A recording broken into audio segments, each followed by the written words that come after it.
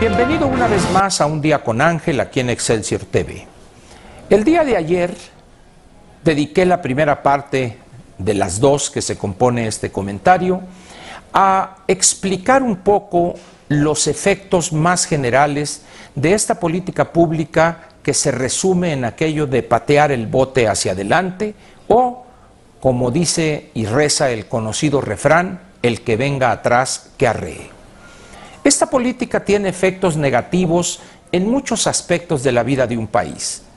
En la cuestión económica se genera desconfianza, decae la inversión y en consecuencia no se crean las fuentes de empleo permanente o las que existen deben cerrarse y por lo tanto el empleo se afecta. También en el ambiente general para abrir nuevos negocios, esta política del que venga atrás que arree impide, cuando no retrasa y encarece, la apertura y creación de fuentes de empleo permanente. Podríamos enlistar muchísimos efectos en todos los aspectos de la vida de un país, donde esta política sintetizada en ese patear el bote hacia adelante y el que venga atrás que arree, se manifiesta. Pero vayamos ahora en esta segunda parte, como dije, a un efecto del cual poco se habla. Aquí, en Un Día con Ángel en Excelsior TV, tenemos por costumbre y norma cuestionar todo, y eso es lo que vamos a hacer hoy. Este efecto prácticamente nadie quiere tocarlo. ¿Por qué? Porque tiene que ver con algo que es políticamente incorrecto y que además se ve mal tocarlo públicamente. ¿Recuerda usted este incidente que se registró en la colonia Morelos, específicamente en el barrio de Tepito, cuando los manifestantes de la CENTE atravesaban por ahí para ir desde el Monumento a la Revolución al Palacio Legislativo de San Lázaro? Ahí los habitantes y comerciantes del barrio de Tepito, aparte de lanzarles piedras, los insultaron, hubo algunos heridos, algunos raspones, pero al final de cuentas ahí quedó este incidente. Sin embargo, fue la primera manifestación pública de violencia física en contra de los marchantes, por decirles de alguna manera, de la CENTE, para ya no llamarlos vándalos, bárbaros, delincuentes. El segundo tuvo que ver con este mismo grupo, pero ya en otro espacio, en el espacio que rodea la plaza del Monumento a la Revolución, donde decenas de comercios, pequeños restaurantes, empresas pequeñas, no medianas, pequeñas la mayor parte de ellas, se han quejado desde hace varias semanas de esta actitud de ambos gobiernos, tanto del gobierno del Distrito Federal como el gobierno federal, de complicidad, cuando no de otorgarles impunidad total a estas personas, lo cual se refleja en el cierre ya de algunos negocios, en el despido de decenas quizá de trabajadores de todo tipo en estos mismos negocios y el clamor general de los empresarios o de los gerentes o encargados, administradores de estos negocios, donde piden por todos los medios posibles, legales todos y pacíficos sobre todo, se han intentado hacerse escuchar.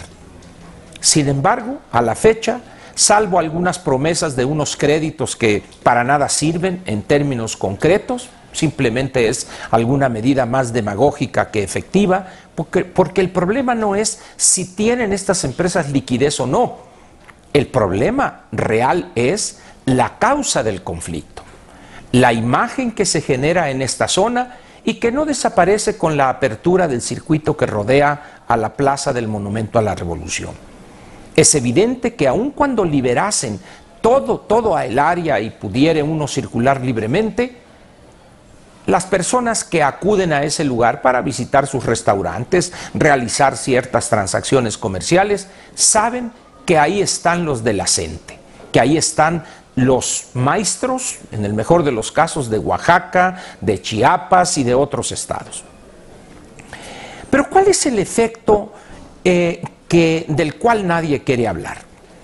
Ya le expliqué a usted, ya le reseñé los dos ejemplos, el caso de Tepito, el caso de estos comerciantes, pero ¿qué pasa con millones de mexicanos que ven día a día en la televisión o ven las imágenes en la prensa escrita o escuchan los noticiarios radiofónicos respecto a los desmanes sistemáticos y permanentes de estos grupos? ¿Qué pasa? ¿Qué se opera en la mentalidad del ciudadano común y corriente que ve afectados un día sí y otro día también sus tiempos de desplazamiento? Que ve incrementados los inconvenientes muchas veces de que no llega el camión o el autobús o el metrobús, etcétera. ¿Qué piensan ellos respecto? Olvidémonos ya de estos bandoleros de la CENTE. ¿Qué piensan estos miles o centenas de miles o millones de ciudadanos respecto a la política del gobierno frente a ellos? Poco a poco, y a medida que las promesas van quedándose en el aire, palabras que se las lleva el viento, ¿qué piensa el ciudadano? Poco a poco empieza a perder la confianza en el gobernante que protestó a hacer que la ley fuera respetada.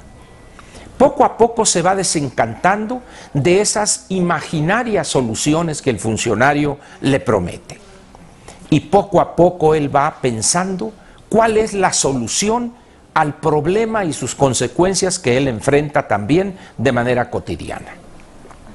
Este proceso que se opera en la mentalidad del ciudadano o del que sufre las consecuencias y molestias de estos plantones, marchas, bloqueos, etcétera, no es algo solamente que se registra en México. Prácticamente esta mentalidad, este cambio en la mentalidad, en la visión de lo que debe de ser y hacer el gobierno, está presente en todos los países, al menos de América Latina. ¿Qué sucede, pues, cuando el gobierno, en vez de reconocer lo que está sucediendo, insiste en mantener esta actitud, esta complacencia e incluso diría complicidad en los delitos que cometen estos bandoleros? Las personas se desencantan, pierde aún más credibilidad, si es que le quedare alguna, al gobierno y los políticos en general. Y no falta quien plantee que la solución única ante esta situación, que evidentemente tiene su origen más que en el comportamiento delincuencial de estos grupos, en la complacencia gubernamental o en el temor de cumplir con su responsabilidad, que es hacer que la legalidad esté vigente. Decía pues, no falta uno que diga, aquí hay que actuar con mano dura. Y en ese momento cambia de carácter la visión que se tiene de la actuación del gobierno. En ese momento se dice, hay que actuar con mano dura para resolver el problema y a estas personas o meterlas a la cárcel, aquellos sobre los que pesan órdenes de aprehensión no ejecutadas, y en otros casos aplicarles los reglamentos de trabajo en sus respectivos estados y despedir a aquellos que acumulen más de 3 faltas consecutivas sin razón alguna. Y ante la actuación sistemática y repetida del gobierno de complicidad, de pagarles el tiempo no trabajado, se radicaliza la visión del ciudadano. Y luego dice, es que aquí a la mano dura solamente la puede aplicar esta institución del Estado mexicano. Y ahí es donde está el peligro real que genera esta forma de llevar la gobernación. Hay un caso en América Latina que ilustra perfectamente esto que le estoy a usted comentando. En los años 70 en Chile se presentó un fenómeno de radicalización de grupos afines y simpatizantes del presidente Salvador Allende. Él, no obstante ser un socialista moderno, en muchas ocasiones tuvo que sucumbir ante el radicalismo casi infantil de muchos de sus supuestos apoyadores. Estos, de una manera sincera, honrada intelectualmente, creían que los radicalismos eran la vía más rápida para llegar al socialismo. Al final de cuentas, ¿qué lograron? Una respuesta apoyada por amplios sectores de esa sociedad que estaban hartos de esos plantones, tomas de fábricas, de tierras, etcétera, y pidieron a gritos o exigieron la participación del ejército chileno, y lo demás usted ya lo sabe. En México no hemos llegado a ese punto de quiebre, ni estoy diciendo que vamos a llegar mañana o pasado. Pero lo que sí estoy afirmando es que en muchos casos estas posiciones de grupos como la CENTE o la CETEG generan una reacción contraria a lo que buscan obtener. Ellos dicen que quieren una mejor educación, pero los primeros perjudicados son los cientos de miles de niños o millones de niños hoy en varios estados de la República que no tienen clases. El efecto negativo real, concreto que ellos obtienen contradice sus dichos. Si ellos continúan en esa posición, más temprano que tarde o más tarde que temprano, el gobierno deberá utilizar los elementos con que cuenta, no solo por lo absurdo de mantener una situación que a todas luces es insostenible, sino por la presión que muchos grupos sociales van a ejercer para que resuelva el problema, para que lo enfrente al menos. Millones de empleados y trabajadores que están sufriendo las consecuencias porque, para empezar, sus hijos no tienen escuela. Segundo, los cientos de miles de pequeños empresarios que padecen en sus bolsillos porque está en riesgo su patrimonio, que lo pusieron al frente en una pequeña empresita.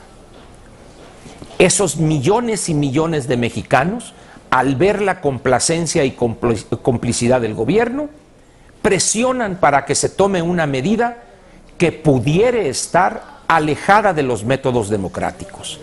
Sin embargo, ¿qué hace el gobierno? Mantiene su misma tolerancia, entre comillas, porque dicen que es un gobierno fuerte, pero en realidad es un gobierno no solo débil, sino timorato, porque teme aplicar la ley, teme cumplir con su obligación fundamental. Este caso de Chile no es único ni en América Latina, ni en el continente americano. Los excesos siempre generan una respuesta del Estado que perjudica a los que supuestamente defienden estos grupos radicales. Y ahí está el gran peligro, como dije hace unos momentos, de que la solución de mano dura se concrete, y los que sufren al final de cuentas son aquellos a los que los de la CENTE y la CETEG dicen defender. Los más amolados, los niños y muchísimos cientos de miles de trabajadores que posiblemente pierdan el empleo y pequeños empresarios que pierden su patrimonio. Piense usted en esto que le estoy diciendo y vea usted, analice usted su posición y diga para sí mismo si no está usted en el fondo de acuerdo con esa solución de la mano dura. Y ahí verá usted el peligro de la gobernación complaciente y cómplice de bandoleros, vándalos y delincuentes. Muchas gracias, lo espero mañana aquí en Excelsior TV cuando sea otra vez la hora de escuchar Un Día con Ángel. Muchas gracias y buenas noches.